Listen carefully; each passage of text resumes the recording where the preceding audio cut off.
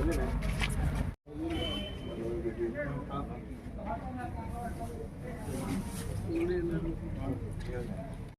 है, डॉक्टर राजेंद्र प्रसाद अमर है, अमर है, अमर है। देश रत्न डॉक्टर राजेंद्र प्रसाद अमर है, अमर है, अमर है।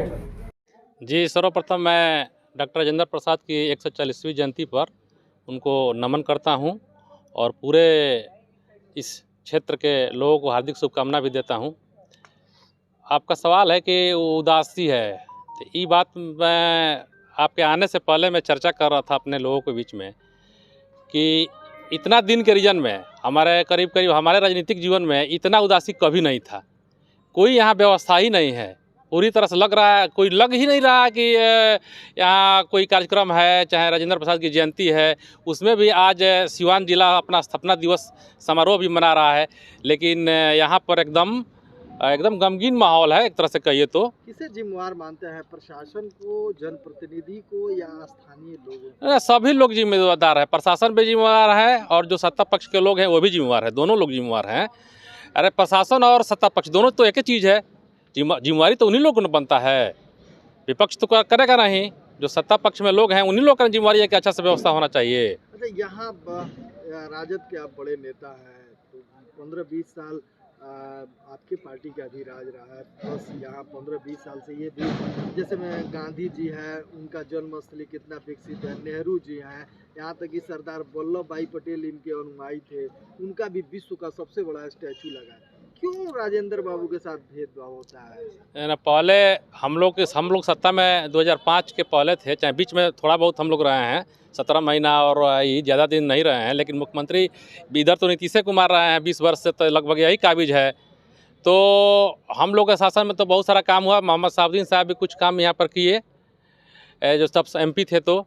लेकिन इधर जो लंबा टाइम जो 20 वर्ष बीता है, इसमें हमको नहीं लगता है कोई बहुत बड़ा काम हुआ है और काम का कोई प्रोजेक्ट भी नहीं है, आगे कोई प्रोजेक्ट भी नहीं दिखाई दे रहा है कि जीरादेई का विकास हो, ऐसा तो कोई लग नहीं रहा है। लोग आते हैं और बोलते हैं, चले जाते हैं, लेकिन होता कुछ नहीं है। एक राजेंद्र बाबू के नाम पर एक औषधालय है, उसकी स्थिति इतनी जर्जर है, जबकि यही सिवान के स्वास्थ्य मंत्री हैं, तो ऐसा क्यों है? तो बात तो वही कह रहे हैं कि पूरी निष्क्रियता का परिणाम है।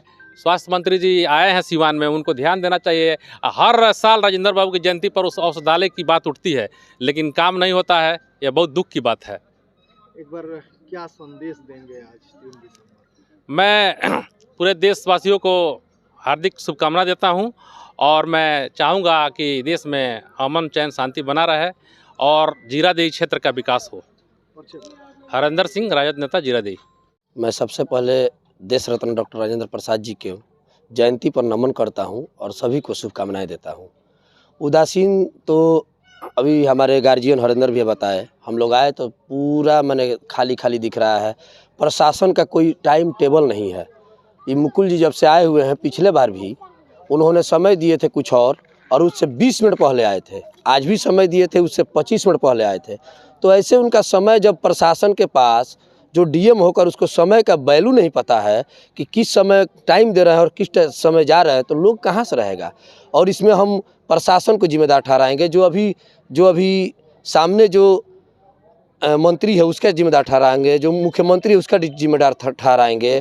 हमारे यहाँ जीरादेई दिन पर दिन विकास में घटते जा रहा है, राजेंद्र बाबू का नाम घटते जा रहा है, विलुप्त होते जा रहा है। पता नहीं, हम लोग तो लड़ाई लड़ते हैं कि राजेंद्र बाबू के लिए ये चाहिए वो चाहिए, मांग करते हैं, लेकिन मिलता कहाँ है, मिलने वाला नहीं है।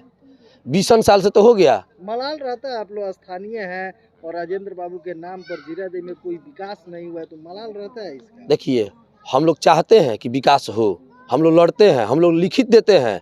अभी DM साहिबा रंजीता सिन्हा जब थी, उस टाइम भी हम सभी लोग लिख कर दिए हुए थे। उस टाइम से अभी तक हम लोग लड़ाई लड़ रहे हैं। उसके पहले भी आए हुए थे, पांडे जी थे, अमित पांडे जी, तब से हम लिखित दे रहे हैं। आज तक राजेंद्र बाबू का धरती वैसे रह गया। पहले जब 20 साल आप बात किए हैं हमारे गार्जियन हरेंद्र भैया से कि 20 साल पहले आप लोगों का भी शासन था। 20 साल पहले जब डॉक्टर मोहम्मद साहबुद्दीन साहब थे ना, तो ये राजेंद्र स्टेडियम उन्होंने ही दिया हुआ है। आज औषधालय का बात कर रहे हैं, हमारे यहाँ का जो मंत्री हैं स्वास्थ्य मंत्री सिर्फ बस उनको क्या चाहिए, घूमते हैं, टूर पर जाते हैं, जीरादेई से कोई मतलब नहीं, बस जीरादेई में आता है लोग, फूलमाला चढ़ाता है और चले जाता है लोग, फिर 1 साल बाद आएगा लोग।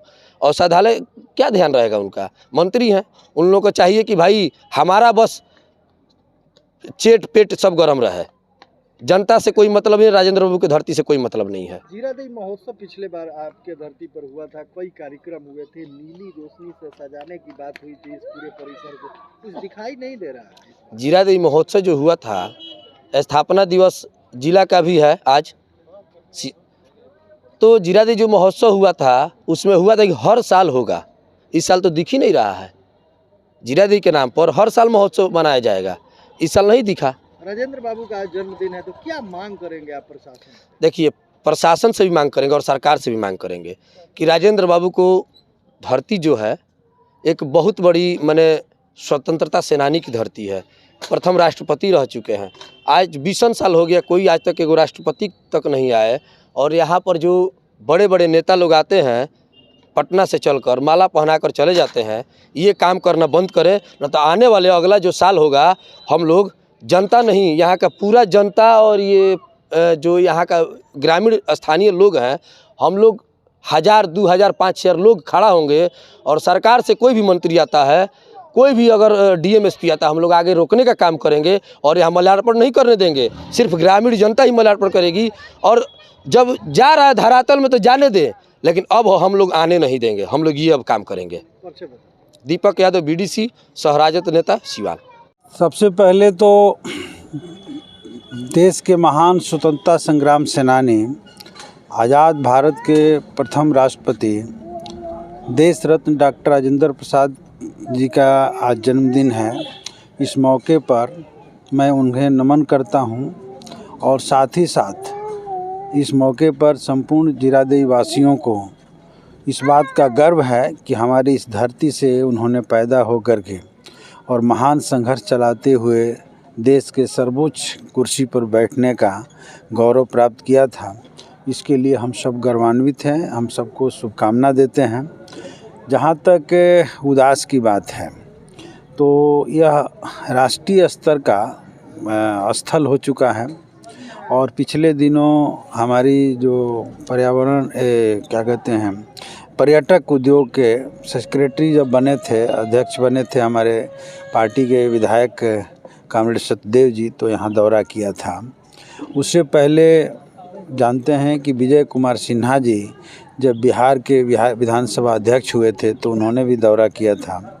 और हमारे उसके बाद जो अध्यक्ष बने माननीय विधायक श्री अवध बिहारी चौधरी जी, उन्होंने भी दौरा किया था। सब लोगों के समय हमने मांग किया था कि इसको राष्ट्रीय पर्यटक स्थल के रूप में है तो इसको विकसित किया जाए। सबसे पहला जो मांग था कि जीरादेई मोड़ से लेकर के उनके घर तक आने की जो सड़क है वो काफ़ी ख़राब स्थिति में है, बहुत पतली सड़क है और तमाम जगह पर कुछ सड़कें बन रही है। इसको प्राथमिकता क्रम में बनाया जाए, इसको लेकर के मैंने ध्यान आकर्षण में भी बिहार विधानसभा के अंदर क्वेश्चन किया था। मंत्री जो है प्रभारी मंत्री ने जवाब दिया था और अध्यक्ष महोदय ने आश्वासन भी दिया था कि इसको हमको कराया जाएगा और साथ ही साथ वहाँ से लेकर यहाँ तक स्ट्रीट लाइट लगाया जाएगा और इसका सौंदर्यीकरण किया जाएगा। ये गांव जो है हमारे भाजपा के राज में जो सांसद थे उन्होंने गोद भी लिया था और ये लोगों ने उम्मीद लगा बैठा था कि जीरादेई का विकास किया जाएगा।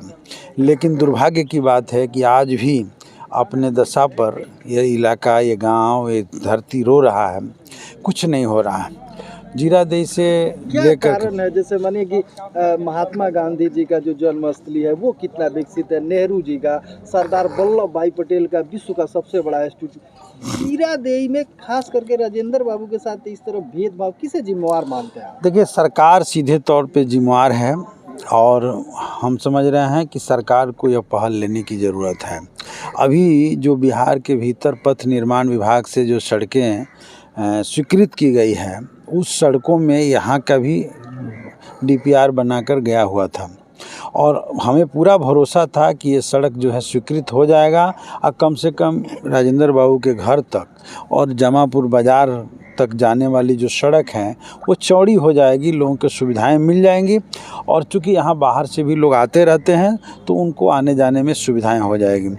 लेकिन दुर्भाग्य की बात है कि जो सड़कें स्वीकृत की गई है उसमें अभी हमारे जीरादेई वाली सड़क को छोड़ दी गई है। मैंने अभी इसी विधानसभा सत्र में एक चिट्ठी लिख करके माननीय उप मुख्यमंत्री विजय कुमार सिन्हा जी को भी दिया और मुख्यमंत्री जी को भी मैंने दिया। मुख्यमंत्री जी फिर से आश्वासन दिए हैं, तो अगर वो लोग नहीं करते हैं तो इसके लिए तो सीधे तौर पे सरकार जिम्मेवार है, केंद्र और राज्य की सरकार जिम्मेवार है, डबल इंजन की सरकार जिम्मेवार है। हम लोग का काम है इस लड़ाई को लड़ना। और मैं पूरी तौर पे आपको विश्वास दिलाना चाहता हूं कि अगर ये सड़क स्वीकृत नहीं होती है, राजेंद्र बाबू के इस गांव को विकसित नहीं किया जाता है और सरकार योजना नहीं लेती है तो हम संघर्ष के रास्ते पर आगे बढ़ेंगे। सदन में तो हमने आवाज़ उठा दिया है, अब संघर्ष के रास्ते पर आगे बढ़ेंगे। और हो सकता है कुछ ही दिन बाद आपको खबर मिले कि इसके मांग को लेकर के, इस सड़क के मांग को लेकर के, इस राजेंद्र बाबू के गांव को विकसित करने के मांग को लेकर के, इसको अंतर्राष्ट्रीय पर्यटक स्थल घोषित करके यहाँ पर विकास करने के नाम मांग को लेकर के राजेंद्र बाबू के इसी मूर्ति के समक्ष या आगे रोड पर जो मूर्ति है उसके समक्ष हम धरना पर भी बैठेंगे।